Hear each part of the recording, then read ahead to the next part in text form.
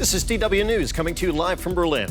The biggest show of dissent Lebanon has seen in decades. Hundreds of thousands turn out for the fourth day of protests over tax hikes and corruption. Some are calling for a revolution against the embattled government. Also coming up, Boris Johnson promises to deliver Brexit in 10 days' time. Conservative lawmakers say he's got the numbers to get his deal passed. So, what stands in the way of a vote? Plus, recent scandals have dampened re-election prospects for Canada's sunny Prime Minister. Justin Trudeau is in a close race against a Conservative challenger as Canada votes today in national polls. And in the Bundesliga, it's getting crowded at the top after Schalke lose and miss their chance to seize first place.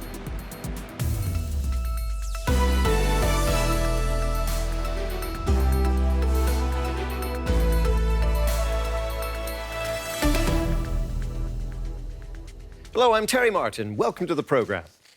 Calls for change are ringing out in the streets of Lebanon as the wave of dissent continues there. For 4 consecutive days, hundreds of thousands of people have taken to the streets in protest against the government. A rollout of new taxes triggered the outcry. The government has since backtracked, but that hasn't stopped the spread of public discontent.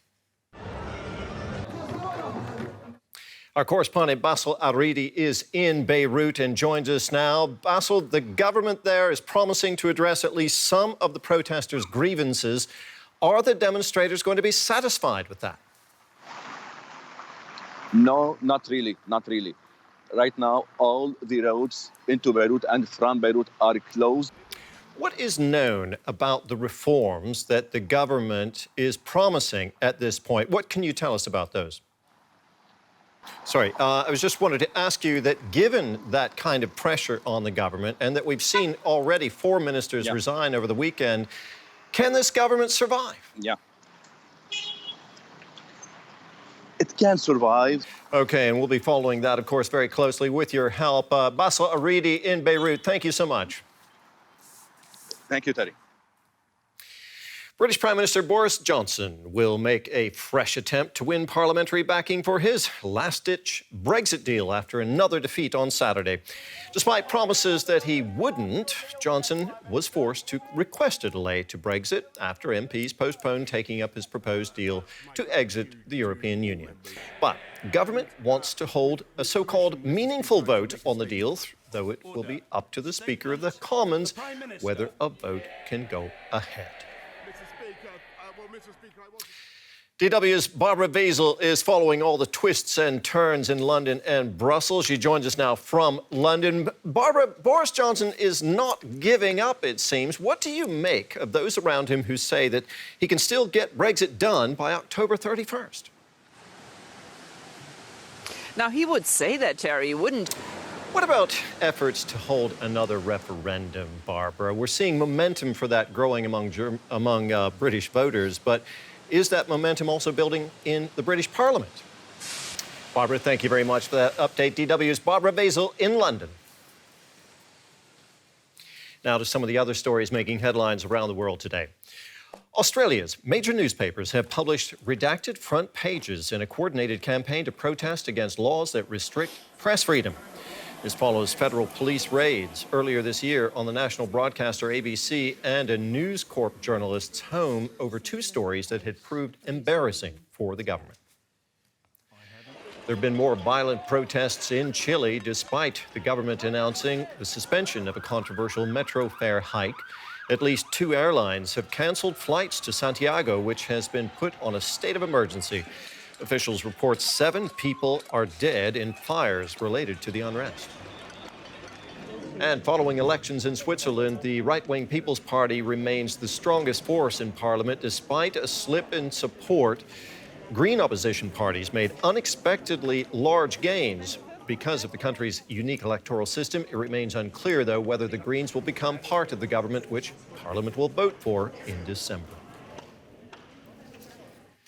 A ballot count in Bolivia shows left-wing President Evo Morales in the lead following Sunday's vote, but it might not be enough for an outright win. A runoff may be necessary come mid-December. Morales is seeking an unprecedented 4th term and faced a tough race Despite getting credit for lifting millions out of poverty, critics accuse him of corruption and anti-democratic rule. Morales voiced confidence that he would ultimately be the winner. Después de 13-14 años. Canadians head to the polls today, and it could be a nail-biter for Prime Minister Justin Trudeau.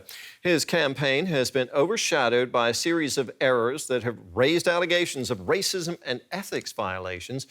Recent polls show Trudeau's Liberals in a virtual dead heat with the Conservatives, and that could be good news for smaller parties like the left-leaning New Democratic Party. You're watching DW News. Still to come, find out why it's becoming really tight in the Bundesliga. We ask if it's now the most competitive league in Europe. Protesters in Hong Kong have defied an official ban and staged more pro-democracy rallies, some turning violent. Tensions have spiked again after a protest leader and another activist were violently assaulted earlier this week.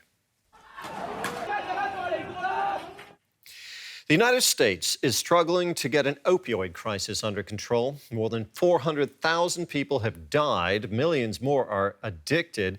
Now, a landmark trial will decide whether the pharmaceuticals industry should help pay for the crisis. DW's Alexandra van Namen reports from Maryland about how the opioid epidemic is impacting people's lives. Just take it out the box, hold your thumb on the bottom of the plunger. DW's Alexandra van Namen reporting there. Now, it was another exciting weekend in the Bundesliga, and Max Merrill from DW Sports is here to tell us all about it. Hey, Max. So, all these teams, top teams, jostling for the top position in the Bundesliga. What happened to Schalke? Yeah, I mean, it's incredibly tight at the top of the table. We'll talk about that in a moment, but Schalke in action on Sunday. Oh, yeah, and a second time in a row that Schalke have had the opportunity to go top and then basically messed it up themselves. Okay. We now have 9 teams just 2 points apart at the top. What does this say about the level of the Bundesliga right now? Well, it's definitely an exciting time. Right now, it's really interesting to see who will even be jostling for those top 6 spots by the end of the season.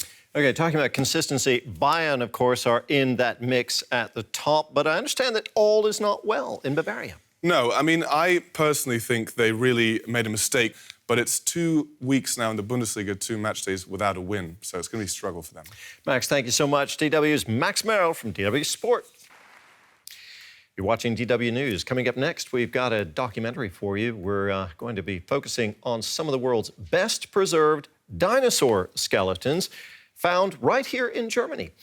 Archaeologists suspect they may have discovered a new species. And don't forget, you can get all the latest news and information around the clock on our website. That's at dw.com. I'm Terry Martin in Berlin. From all of us here at DW, thanks for watching.